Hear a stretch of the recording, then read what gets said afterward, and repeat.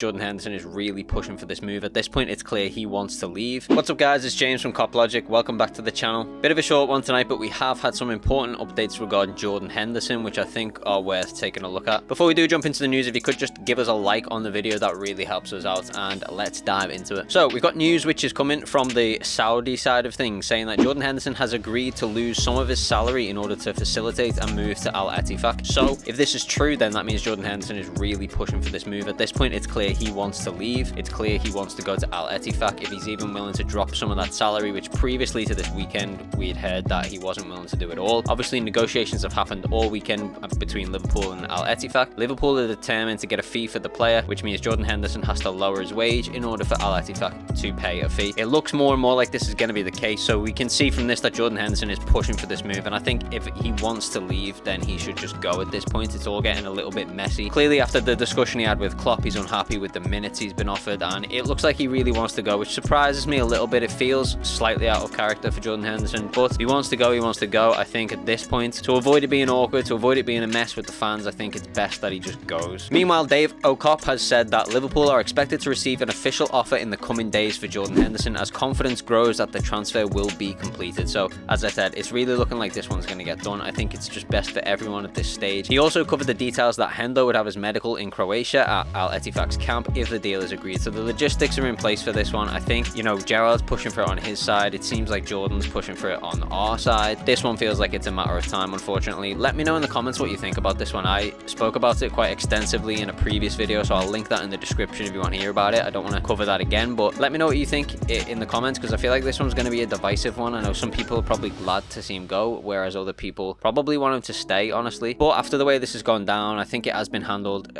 in a little bit of a mess, and I think at this point it's probably best that he goes. I think it's created a lot of animosity between the fans and Jordan Henderson, and we've not heard him speak officially on it himself, so I do think that's a next step, especially if a move happens, because at the moment it does feel like there's a lot of animosity between the fans and between the player. And just finally, before we go, there is some news regarding Thiago. Apparently, and this is coming from Dave Okop again, Dave Okop's reported that interest from the Barcelona side in Thiago is real. We spoke about this a couple of weeks ago, and as we know, Barca are skint, so they can't really afford anyone. So again, I didn't really think anything of it, but what I will say about Dave Okop is he's been right on top of this Jordan Henderson situation from the start. He was the first one to break it. Now he's talking about Thiago, and what he's saying is that Liverpool have set a price for the midfielder of 12 million euros, which is about 10 million pounds. Now, that's not a lot of money, but he's only got a year on his contract, so he would be losing him for free next year anyway, so I guess you can get 10 million for him, fair enough. The problem is, obviously, we don't want to be losing Jordan Henderson, Fabinho, which looks like that's gonna happen. That's a matter of days. Thiago, in the window, we've already lost James Milner, Naby Keita, Oxlade-Chamberlain. I know we said we wanted a midfield rebuild, but if all of these players go, this is a massive, massive change in one fell swoop, and I'm not sure that's the way to go. We've seen Chelsea try and do it. We've seen Nottingham Forest try and do something similar. Obviously, this wouldn't be to such an extent as Chelsea and Forest did it, but this is this is replacing the entire midfield. I don't really think there's anything in this Thiago thing, but what I will say is it looks like Hendo's going, it looks like Fabinho's going, so there's going to be some massive changes, and what it does mean is we definitely need new signings in. So expect new signings. I think we've got to get at least 2 more midfielders in, and that's before we even speak about the centre-back situation. So I'm expecting new players through the door, which is exciting, but let me know what you think about the players going, especially Jordan Henderson, and can we afford to lose them all? Make sure you subscribe to the channel to stay right up to date with all the latest news regarding this transfer window. You know, at Cop Logic, we'd like to give you the most reliable information, so hit that subscribe button and give the video a like if you enjoyed it, and we'll see you in the next video.